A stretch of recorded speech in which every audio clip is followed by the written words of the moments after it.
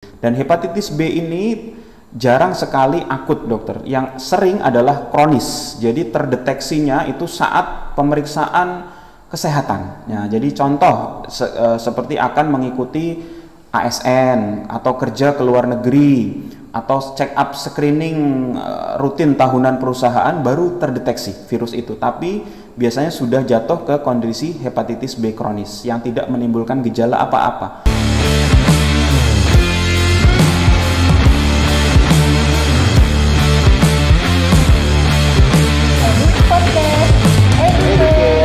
Healthy and happy.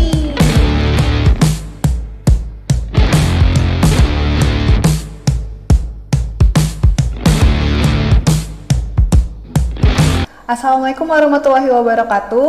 Tadi pun, halo sahabat Edumi, kembali lagi di Edumi kita minggu ini bersama Dr. Jihan Nur Pratiwi atau biasa dipanggil dengan Dr. Jihan dalam memperingati Hari Hepatitis Sedunia, episode spesial dok ini. Sebelum kita mulai rangkaian podcastnya, kita jargon dulu ya dok ya. Edumi Podcast, Educate, Healthy, and Happy. Baik sahabat Edumi sekalian, kita akan membahas tentang hepatitis karena ini Hari Hepatitis Sedunia dok. Momen ini menjadi pengingat bagi kita untuk meningkatkan kesadaran tentang pentingnya menjaga kesehatan hati, tentang mengetahui penyakit hepatitis, baik itu apa itu hepatitis, cara penularan, pencegahan maupun pengobatannya. Nah, telah hadir di sini bersama kita narasumber dari Dr. Solehin Prasetyo, spesialis penyakit dalam kebanggaan Rumah Sakit Jenderal Ahmad Yani untuk membahas tentang hepatitis ya dok ya. Apa kabar dok? Alhamdulillah berjalan sehat. Oke, makasih ya dok telah hadir di sini, berkenan hadir. Oke, untuk itu sebelumnya saya paparkan sedikit ya dok ya. Ternyata Indonesia ini dok merupakan negara dengan endemisitas hepatitis tertinggi dok. Jadi tertinggi kedua setelah Myanmar di Asia Tenggara. Menurut data Direktorat Jenderal Pelayanan Kesehatan, itu ada sekitar 7,1% penduduk Indonesia yang diperkirakan mengidap hepatitis B. Betul. Kemudian ada sekitar 1% yang mengidap hepatitis C, dok. Ya. Angka ini lumayan besar ya, dok ya, dan tidak bisa kita abaikan tentunya. Nah, di masyarakat awam kita ini ternyata masih banyak yang belum mengerti banget tentang hepatitis dok. Jadi mereka hanya menganggap bahwa hepatitis itu adalah penyakit kuning, kuning mata, kuning kulit gitu ya dok ya. Nah, untuk itu boleh dok dijelaskan lebih lanjut gitu. Kira-kira apa itu hepatitis dok? Baik. Baik dokter Jihan, jadi betul sekali tadi Indonesia merupakan salah satu negara endemis adanya hepatitis virus ya dokter ya, virus hepatitis B maupun C. Jadi hepatitis sendiri kita mulai dulu dokter, apa itu hepatitis? Jadi hepatitis itu sendiri artinya adalah suatu inflamasi atau peradangan pada hati. Jadi peradangan pada hati itu secara medis kita sebut sebagai hepatitis, dokter. Jadi apa itu yang menyebabkan peradangan pada hati itu bisa banyak sekali. Hepatitis atau kalau mungkin bahasa awam ya dokter, kita biasanya orang awam tidak tahu ada hepatitis itu apa, tapi tahunya sakit liver ya, atau sakit kuning. Jadi itu yang harus kita jelaskan, edukasi kepada masyarakat. Ada beberapa penyebab peradangan atau inflamasi pada hati itu atau pada liver bahasa awamnya. Satu memang paling sering adalah virus. Dan virus itu, virus hepatitis sebenarnya ada 5 dokter. Jadi virus hepatitis A, B, C, D, E. Jadi gampang ya dokter mengingatnya, A, B, C, D, E gitu ya. Untuk penyebab pertama hepatitis virusnya ya. Virus yang paling membahayakan dan menakutkan bagi kita semua, baik tingkat kematiannya, tingkat penyakitnya, dan untuk tingkat penularannya adalah hepatitis yang B dan C dokter. Jadi makanya kenapa sebagai highlight tadi dokter Jihan menyebutkan virus hepatitis B dan C yang sangat diwaspadai itu karena tingkat penyakitnya, penularannya dan menimbulkan disabilitas jangka panjang sangat luar biasa dokter. B dan C terutama. Sebenarnya penelitian yang terbaru pun ada disebutkan hepatitis F sampai saat ini ya, tapi masih belum terlalu menjadi perhatian khusus terutama. Yang berikutnya dokter, selain virus yang menyebabkan hepatitis adalah alkohol atau toksin dokter. Jadi bisa nanti hepatotoksin, racun-racun yang ada di alam, contohnya di jamur, itu juga bisa dokter menyebabkan hepatitis. Kemudian tadi disebutkan alkohol juga bisa menjadi penyebab dari hepatitis. Yang ketiga, penyebab hepatitis yang lain adalah virus selain hepatitis yang disebutkan tadi dok. Contohnya demam berdarah, itu juga bisa dokter menyebabkan adanya suatu peradangan pada hati, hepar. Dan yang keempat itu autoimun, ini yang jarang dikupas untuk penyebab dari hepatitis atau peradangan hati itu dokter. Baik dokter, jadi secara umum tadi hepatitis adanya peradangan pada hepar, betul, ya dok ya, bisa disebabkan oleh beberapa hal gitu. Oke dokter, kalau misalnya kita lihat relevansi di lapangan nih dok, untuk di Ahmad Yani sendiri nih, gambaran jumlah penyakit hepatitis sendiri ini bagaimana dok trennya? Apakah dia meningkat, menurun, atau seperti apa dok? Betul dokter, jadi saya selama hampir 5 tahun di Lampung ini dokter, 2 tahun saya di daerah Mesuji dan 3 tahun di Metro, memang saya lihat kejadian pasien-pasien yang menderita hepatitis itu cukup tinggi dokter, terutama di Metro, karena Metro juga menjadi rujukan dari rumah sakit yang ada di kabupaten lainnya. Jadi paling tinggi dokter kejadian penyakit hepatitis itu paling tinggi disebabkan virus hepatitis B ya. Jadi sedikit kita membahas dokter tentang virus hepatitis ini ya dokter, yang terutama disebabkan oleh virus.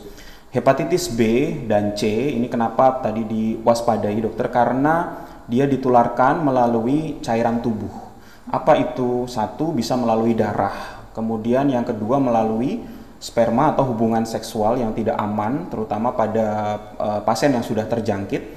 Atau yang ketiga bisa melalui transfusi darah atau donor darah, itu juga bisa. Atau secara vertikal penyebaran dari ibu ke janin. Ya, jadi itu juga bisa menjadi penyebaran. Dan hati-hati juga ternyata melalui jarum suntik, kemudian alat benda-benda yang tajam seperti pisau cukur, itu juga apabila dalam jangka waktu yang langsung digunakan oleh penderita, langsung digunakan oleh orang yang sehat, tentunya langsung bisa ditularkan. Jadi virus yang paling berbahaya saat ini adalah yang paling banyak di Metro, hepatitis B dan C.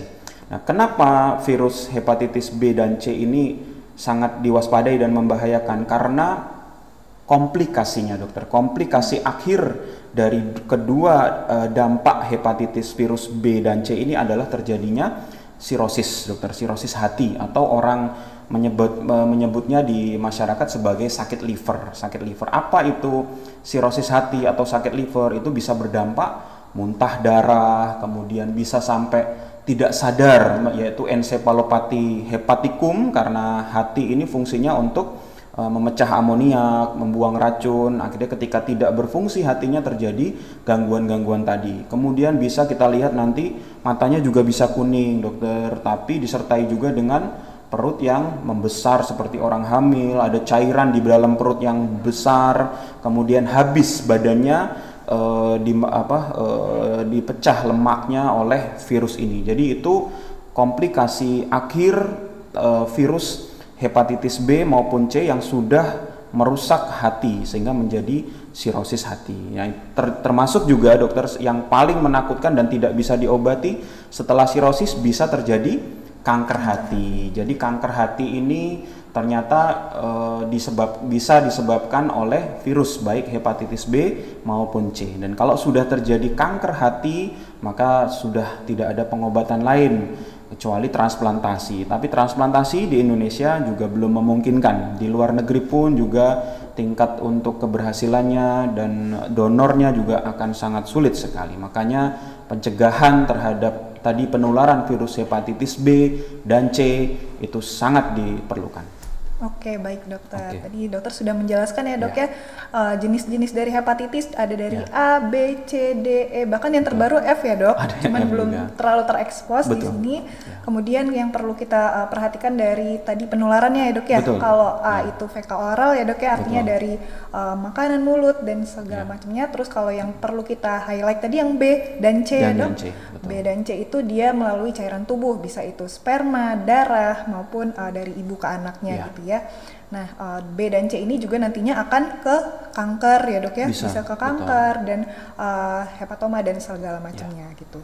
Nah dokter, dari gejala-gejala yang tadi dokter sebutkan itu bisa nggak dok di highlight lagi dok, Oke. kira-kira untuk masyarakat kita mana yang mereka perlu tahu gejalanya khas dari si hepatitis ini dan kapan kira-kira mereka bisa ke rumah sakit dok ketika Oke. sudah ada gejala hepatitis tersebut. Iya, dokter. Jadi pertanyaan yang bagus, dokter Jihan. Jadi penting sekali bagi masyarakat umum mengetahui tentang gejala awal dari suatu virus hepatitis, dokter. Jadi tadi disebutkan ada A, B, C, D, E, dokter. B dan C ini memang penularannya melalui cairan tubuh ya, dokter, ataupun jarum suntik, transfusi darah juga itu bisa ditularkan. Kemudian virus hepatitis A, D, dan E ini lebih ke fekal oral, jadi dari makanan yang terkontaminasi, kemudian dari kotoran, dari air kencing yang terkontaminasi oleh pasien yang tertular virus A, atau terjangkit virus A, virus hepatitis A, D, dan E.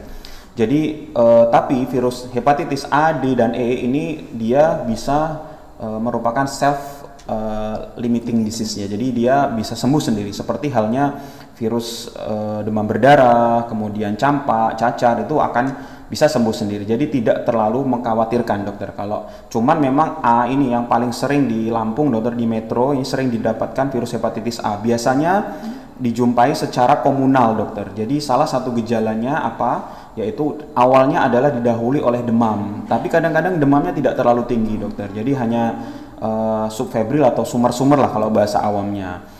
Kemudian yang kedua bisa didahului oleh gejala mual muntah. Jadi khas sekali untuk virus ini menyerang saluran pencernaan atau organ pencernaan, sehingga gejala-gejala yang terdampak pasti gejala saluran pencernaan seperti mual, muntah, kemudian diare, itu hal yang sering lazim dijumpai.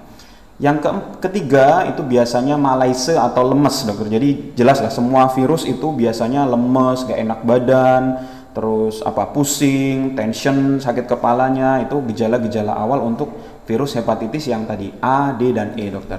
Yang keempat baru mulai muncul tanda kuning di tubuhnya dan itu bisa jelas sekali. Biasanya kencingnya juga akan berubah menjadi seperti teh. Nah, jadi mulai dari matanya kelihatan kuning, dari kuku-kukunya, kemudian telapak kaki, telapak tangan itu bisa terlihat kuning, baru akan muncul keluhan-keluhan kencing seperti teh. Itu untuk virus terutama hepatitis A, D, dan E dokter.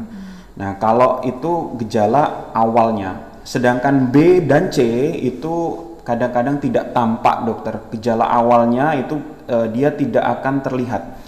Jadi tampak gejalanya itu setelah terjadi komplikasi yang saya sebutkan, atau sakit liver pada umumnya di awam, atau sirosis hepatis itu baru akan mulai tampak gejalanya. Tapi bisa juga virus hepatitis B dan C itu seperti mirip gejala dengan virus hepatitis A dan D tadi yang saya sebutkan. Jadi mulai mual, muntah, demam-demam, mulai kuning itu juga bisa didapatkan. Nah, kemudian kita beranjak ke pemeriksaan penunjangnya ya, nanti dokter bisa kita paparkan lagi. Jadi ketika sudah muncul gejala itu maka harus dilanjutkan dengan pemeriksaan penunjang. Penunjang ini untuk menegakkan diagnosis sebagai gold standar untuk penegakan diagnosis virus ini. Baik dokter, tadi sudah dijelaskan ya dok ya gejala-gejalanya. Nah kira-kira dari gejala tersebut kapan nih dok kira-kira masyarakat itu bisa harus segera ke rumah sakit dok? Oke. Ya dokter, penting sekali kita untuk bisa segera memeriksakan dokter, karena semakin awal kita mengobati maka tidak akan berdampak buruk untuk selanjutnya. Jadi yang pertama, apabila mulai muncul tadi dokter gejala-gejala demam, kemudian mual muntah, kemudian sudah muncul kuning ataupun kencingnya berwarna teh, maka sudah wajib itu dokter langsung memeriksakan diri ke vaskes dokter, baik puskesmas maupun langsung menuju ke rumah sakit.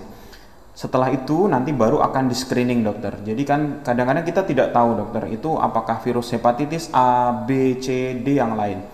Jadi tentunya rumah sakit akan melanjutkan pemeriksaan dengan pemeriksaan laboratorium atau pemeriksaan darah. Nah, dari pemeriksaan darah itulah akan diketahui virus itu jenisnya apa, apakah A, B, C, dan seterusnya. Yang kedua, untuk kondisi yang kronis kadang-kadang dokter, jadi karena ketidaktahuan masyarakat, kadang-kadang penyakit itu datang ke medis setelah kondisi kronis. Contohnya muntah darah, kemudian BAB hitam dokter, seperti warna aspal atau kecap apabila disiram berwarna merah itu namanya melena, itu harus segera diperiksakan ke dokter. Itu memang sudah terlambat tapi tetap masih bisa kita tangani. Kemudian terjadi penurunan berat badan yang drastis disertai dengan mata kuning, kemudian perut buncit seperti orang hamil. Jadi pada laki-laki bisa dokter terjadi penumpukan cairan di dalam perut, itu harus segera dibawa ke medis dokter untuk pengobatan. Kemudian tentunya yang tampak jelas adalah apabila terjadi perubahan warna di dalam mata kita atau telapak tangan atau kuku-kuku menjadi kuning, itu harus segera diperiksakan. Demikian juga bagi itu yang sudah sakit. Apabila yang masih sehat pun ketika terdiagnosis keluarganya sekitar kita yang sering kontak dengan kita terkena virus hepatitis B maupun C ataupun A, maka juga wajib untuk diperiksa, di screening. Jadi tanpa harus menunggu adanya suatu gejala, karena memang lebih baik kita mencegah sebelum terjadi suatu penyakit virus ini. Itu dokter. Baik dokter. Ya. Jadi menarik sekali ya tentang hepatitis ini. Tapi dok, ternyata di masyarakat kita ini masih ada mitos terkait dengan hepatitis dok. Mungkin karena kurangnya pengetahuan tadi ya dok ya. Jadi mereka menganggap kalau misalnya kuning-kuning nih dok di mata, di kulit dan segala macam itu harus diobati dengan makan yang kuning-kuning juga nih dok. Menurut dokter, tanggapan dokter gimana dok? Ya betul, itu merupakan suatu mitos ya dokter. Jadi karena ini suatu penyakit yang disebabkan oleh suatu agen virus yang disebabkan dari luar tubuh kita, maka pengobatannya adalah juga untuk antivirus itu dokter. Jadi jangan khawatir untuk masyarakat, kita di Rumah Sakit Umum Jenderal Ahmad Yani ini, kemudian di rumah sakit di sekitar kota metro juga sudah menyediakan antivirus ini dokter. Jadi yang disebutkan tadi untuk makanan yang berwarna kuning atau sebagainya itu sifatnya adalah nutrisi dokter, nutrisi tambahan saja. Jadi ada perbedaan yang jelas. Kadang-kadang di masyarakat dianggapnya makanan itu bisa menjadi penyembuh. Jadi padahal ada definisi yang berbeda dokter antara makanan, antara suplemen dan obat. Obat itu jelas mempunyai efek medicine penyembuhan, tapi kalau makanan itu hanya nutrisi saja, suplemen hanya tambahan, vitamin juga demikian. Namun memang bisa di masyarakat untuk yang menderita hepatitis B atau sakit kuning, mual, muntah, dibantu dengan seperti temulawak, itu cukup memang ada efeknya, tapi sekali lagi tidak menyembuhkan dokter, karena yang menyembuhkan adalah antivirus hepatitis B dan hepatitis C sudah ditemukan dan sudah sangat bermanfaat, memberikan kemanfaatan yang cukup baik untuk penyembuhan terhadap virus ini. Baik dokter, jadi sebenarnya makan kuning-kuning itu sebagai suplemen saja ya dokter. Betul. Ya, seperti mungkin kurkuma, kunyit dan lain-lain itu untuk meningkatkan imunitas tubuh ya dok ya. Kemudian kalau untuk pengobatannya tetap harus dengan antivirus. Gitu, jadi kalau misalnya hepatitis ini berarti apakah bisa disembuhkan secara total dok? Baik dokter, jadi setelah ditemukan gejala-gejala dan tandanya tadi, memang untuk virus hepatitis itu bisa didiagnosis ya, harus didiagnosis. Jadi didiagnosisnya dengan apa? Apabila virus hepatitis A, kita bisa melakukan pemeriksaan yang disebut sebagai anti-HAV dokter. Jadi antibody untuk virus hepatitis A itu bisa ditegakkan dengan pemeriksaan darah. Kemudian juga dicek SGOT, SGPT dokter, fungsi hatinya atau enzim transaminasenya dan juga kadar bilirubin. Setelah positif hepatitis A, maka sudah tegak diagnosisnya hepatitis A. Pengobatannya apa untuk hepatitis A? Itu hanya sifatnya suplementasi, roboransia, dan simptomatis, dokter. Karena virus hepatitis A akan sembuh sendiri.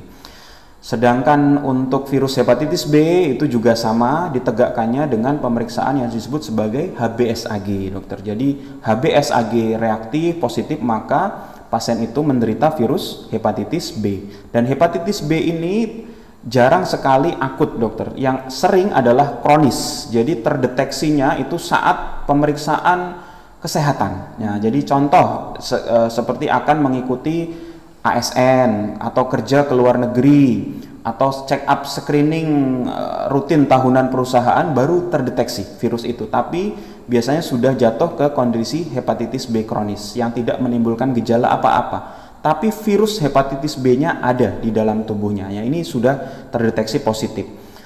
Apabila hepatitis B positif, maka diobati dengan antivirus atau bisa juga dengan interferon. Cuman yang beredar di kalangan medis atau di rumah sakit saat ini lebih banyak antivirus, dokter.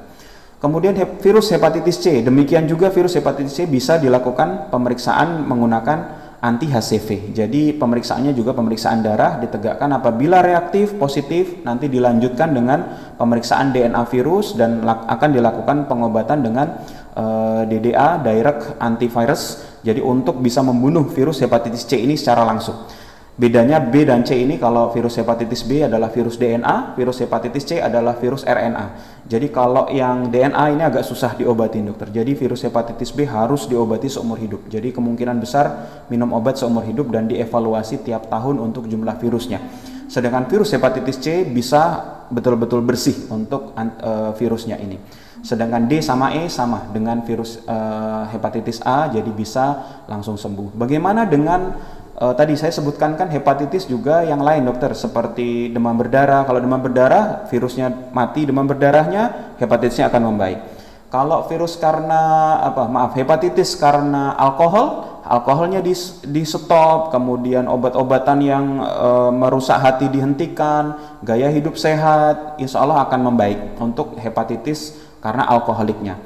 Yang berikutnya juga ada, dokter, hepatitis karena lemak. Jadi non-alcoholic fatty liver disease, NAFLD namanya. Itu juga harus dilakukan apa? Kalau perlemakan hati otomatis harus olahraga, harus jaga kesehatan, minum suplemen hati, turunkan berat badan, maka akan membaik hepatitisnya. Demikian juga dengan autoimun. Kalau autoimun ini adalah penyebab dari dalam imunitas kita, maka ditekan imunitasnya, maka hatinya juga akan membaik. Jadi itu pengobatan-pengobatan untuk jenis-jenis hepatitis dan sangat bisa disembuhkan ketika kita semakin awal memeriksakan diri kita ke medis. Kemudian jangan terlalu percaya dengan mitos-mitos yang ada di masyarakat, fokus saja, karena penyakit-penyakit yang ada saat ini di masyarakat, baik yang menular maupun tidak menular, itu sudah banyak yang bisa kita tuntaskan sampai sembuh, dokter.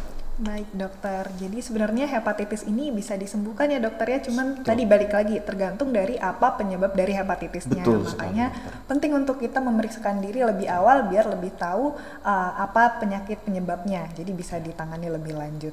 Oh iya, dokter, tentang hepatitis ini kan tadi sudah dibahas banyak ya, dok ya. Kemudian bagaimana sih, dok, cara kita untuk mencegah supaya tidak terkena hepatitis nih, dok? Betul, ini pertanyaan yang sangat penting, dokter, bagi kita semua. Satu, virus hepatitis, terutama kita bicara virus, dokter, karena yang penularan paling tinggi dan kejadian paling tinggi adalah virus hepatitis, terutama hepatitis B dan C. Ini sangat tinggi di masyarakat maupun juga kita, dok, kita sebagai tenaga medis, tenaga kesehatan yang sering kontak dengan pasien di rumah sakit, itu banyak sekali di sekitar kita. B dan C tadi memang ditularkan dari darah, kemudian jarum suntik atau alat-alat yang tajam yang mengandung darah atau virus, kemudian vertikal dari ibu dan janin, dan juga bisa melalui sperma dan cairan tubuh, ya, terutama transfusi. Jadi yang bisa kita lakukan, satu, kita harus ada kewaspadaan universal mengenai tadi cairan tubuh orang pasien-pasien yang sudah terkena virus, kemudian kehati-hatian dalam bekerja dan kewaspadaan, serta Juga apabila sudah misal terkena tidak sengaja jarum suntik atau alat tajam, segera kita laporkan kepada tim yang sudah ada sehingga bisa dilakukan profilaksis atau pencegahan sebelum terjadi kejadian terinfeksi virus hepatitis. Yang kedua adalah tentunya vaksin, dokter. Jadi tadi saya sudah sebutkan yang bisa divaksin saat ini adalah virus hepatitis A dan B. Jadi virus hepatitis A itu terutama karena ditularkannya lewat makanan, dokter, fekal oral, itu sudah ada vaksinnya, terutama bagi kita yang akan melakukan perjalanan itu bisa divaksin hepatitis A. Hepatitis B juga sudah bisa divaksin, dokter. Vaksin ini terutama sudah diberikan ya dok ya sejak bayi, sejak lahir, kemudian sejak bayi balita sudah diberikan. Namun yang bagi dewasa karena imunitas kekebalan hepatitis B ini ketika dewasa sudah hilang, maka harus dilakukan vaksin, dokter. Jadi terutama tenaga kesehatan atau masyarakat yang rentan, populasi yang rentan harus diberikan vaksin. Bagaimana prosedur memberikan vaksin hepatitis B terutama? Satu, ketika sudah diketahui di sekitarnya keluarganya kena virus hepatitis B dari HBsAg yang reaktif, maka dilanjutkan screening bagi semua keluarganya, dicek HBsAg-nya. Kalau HBsAg-nya negatif semua keluarganya, maka dilanjutkan dengan pemeriksaan yang disebut anti-HBs, dokter. Anti-HBs ini untuk menilai apakah dia sudah kebal atau belum. Dilanjutkan dengan anti-HBs kuantitatif. Jadi kuantitatif itu berapa jumlah imunitasnya dia. Kalau lebih dari 100 artinya dia sudah imun, jadi tidak perlu divaksin. Tapi kalau di bawah 100 maka harus disuntik vaksin hepatitis B, dan vaksin hepatitis B sudah tersedia di Metro, terutama di Rumah Sakit Ahmad Yani juga sudah tersedia. Itu untuk pemberian vaksin, dokter. Kemudian yang berikutnya juga tentunya ini kewajiban kita, dokter, dari transfusi darah itu juga harus hepatitis B dan C karena memang disebarkan lewat darah, maka kewaspadaan di PMI kemudian di tempat-tempat donor darah untuk screening virus hepatitis B dan C itu, dan sehingga dipastikan bahwa darah yang diberikan untuk pasien itu merupakan darah yang sudah aman dan tidak terkontaminasi. Itu pencegahannya, dokter. Wah, baiklah dok. Jadi itu tadi ya penting sekali untuk kita mencegah supaya tidak terjadi hepatitis tadi ya dok ya, dengan cara-cara bisa divaksin ya dok ya, bisa menjaga makanan juga, kebersihan dan lain-lainnya. Ya. Luar biasa sekali dokter, penjelasan dari Dr. Solihin Prasetyo, spesialis penyakit dalam, sangat bisa kita mengerti ya. Semoga ini semua bisa menjadi kita lebih meningkatkan kewaspadaan, aware, peduli dengan diri sendiri maupun lingkungan sekitar kita tentang hepatitis. Jadi kita bisa tahu apa itu hepatitis, cara penularan, pencegahannya maupun pengobatannya. Betul, ya dok ya. Sebelumnya boleh dok minta satu kata kunci untuk hepatitis ini dok? Jadi hepatitis virus ini bisa dicegah, dan apabila sudah sakit pun bisa disembuhkan. Bahkan yang sudah terjadi komplikasi sirosis pun itu juga bisa diperbaiki dan disembuhkan. Maka berobat dan edukasi merupakan kunci penting untuk memahami penyakit dan menyembuhkan penyakit. Baiklah, terima kasih sekali lagi untuk Dr. Solihin, spesialis penyakit dalam, atas waktunya, dan juga sahabat Edumi yang sudah memperhatikan dimanapun Anda berada. Jangan lupa untuk perhatikan terus edukasi Edumi setiap hari Kamis di YouTube dan di channel-channel lainnya Rumah Sakit Ahmad Yani Metro ya. Kemudian untuk jargon terakhir dok, boleh? Edumi Podcast, educate, healthy, and happy.